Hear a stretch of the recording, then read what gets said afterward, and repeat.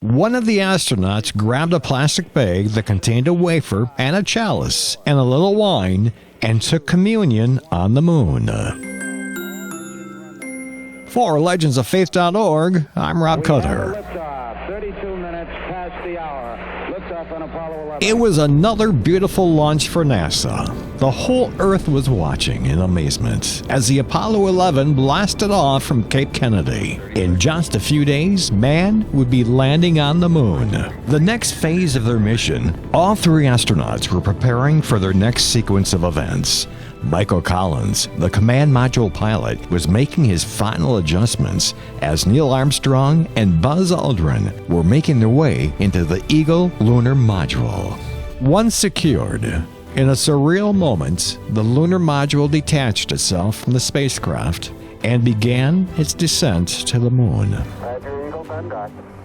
Roger, how does it look? While the astronauts were going through their checklist, the automatic guidance system was taking them to an area with huge boulders and rocks. Quickly, Neil Armstrong overrode the system, and with only seconds worth of fuel, the Eagle landed safely. Tranquility Base here. The Eagle has landed. Before making their historic walk on the moon, Buzz Aldrin spent his time preparing for communion in his little area of the Eagle module. Aldrin got on the comm system and spoke to the ground crew Houston, back on Tranquility Earth. over. Tranquility, Houston, go ahead. Roger, this is the LEM pilot. I'd like to take this opportunity to ask every person listening in, whoever, wherever they may be, to pause for a moment and contemplate the events of the past few hours and to give thanks in his or her own way.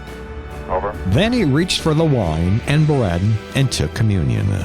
Afterwards, he read John 15:5. It was low-key because months earlier, an atheist group tried to sue NASA after the Apollo 8 read from the Bible months earlier on Christmas Eve. The Eagle spent the next 21 hours and 37 minutes on the moon's surface. A few days later, President Nixon greeted the astronauts on the USS Hornet.